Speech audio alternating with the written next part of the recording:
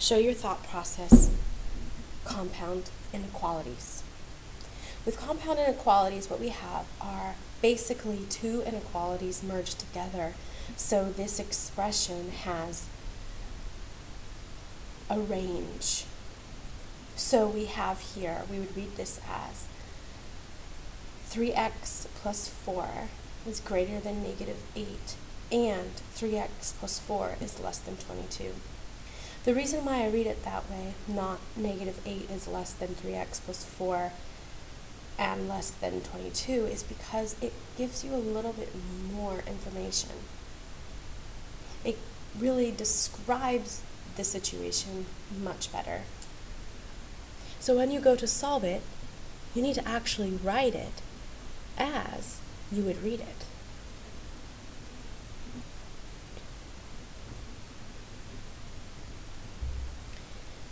Now putting this and is going to help us remember how to graph it at the end to really get an idea of what our solution means.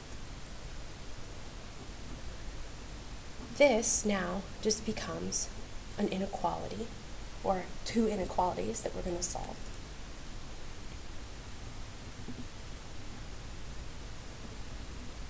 The process is similar.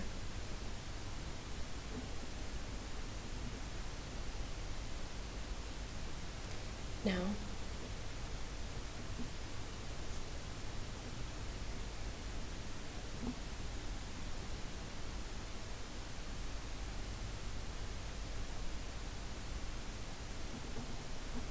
yes, I forgot what 22 minus 4 was there momentarily. Yes, you can laugh.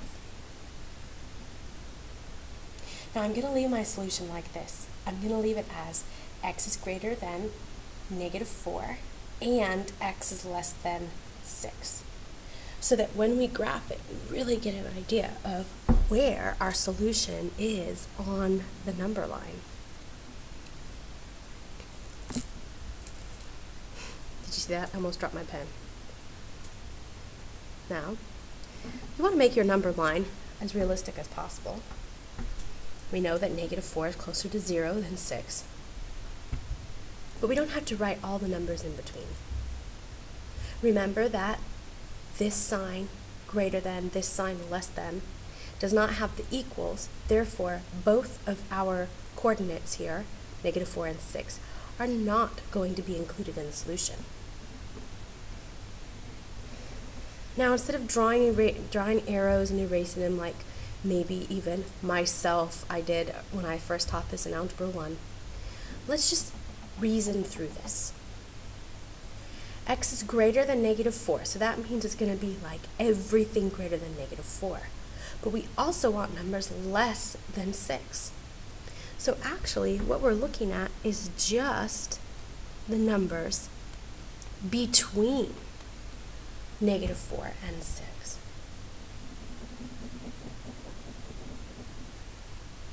Okay? Now, I'm going to show you a different compound inequality using OR. 3x minus 5 is less than or equal to negative 11, or 2x minus 3 is greater than 3. Now, with OR, the process is going to look like the process for AND. The difference is how it's going to look on the graph. So, let's get to solving.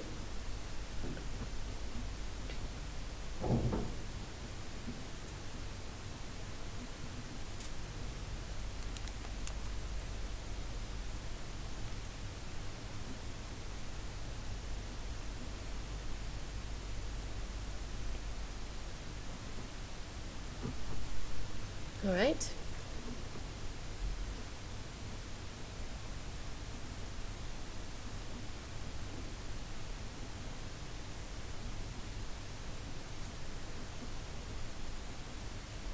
So we have here the inequality x is less than or equal to negative 2 and x is greater than 3. Now notice that in my final, it just so happened that when I was solving this, I always had my variable on the left side. You don't have to always have your variable on the left side while you're solving it, But certainly by the time that you get to your final solution or writing your final solution before you graph, you want to make sure that your variable is on the left. Drawing the number line.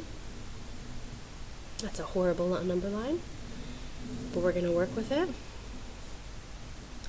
So we have -2, 0, 3. -2 is included, solid dot. +3 is not included, open dot. X is less than or equal to -2, or X is greater than 3. Now I want to talk about these graphs just a little bit. I'm going to have another video with more detail. But if you compare the graph here with the graph here, notice the difference of what it looks like. All of these numbers satisfy both of these at the same time. Take, for example, -2. -2 is greater than -4 and less than 6. Here, if we pick a number greater than 3, take for example 5. This number 5 cannot also be less than -2. That's why we have to say or, because all the solutions for this are going to not be in the same place at the same time. There is no way we can have one of the numbers that works for both of these at the same time, because we can't have numbers that exist over here suddenly jump to over there. We don't have this like wormhole parallel universe thing going on. Right now, as it stands, you can either be here or you can be here. You can't be in two places at one time. The same thing, numbers can't be in two places at one time on the number line. The number line doesn't bend. It's just one straight line. So if you have your 5 only exists greater than 3, in this space greater than 3. It can't be over here less than -2, and that's the importance of the or.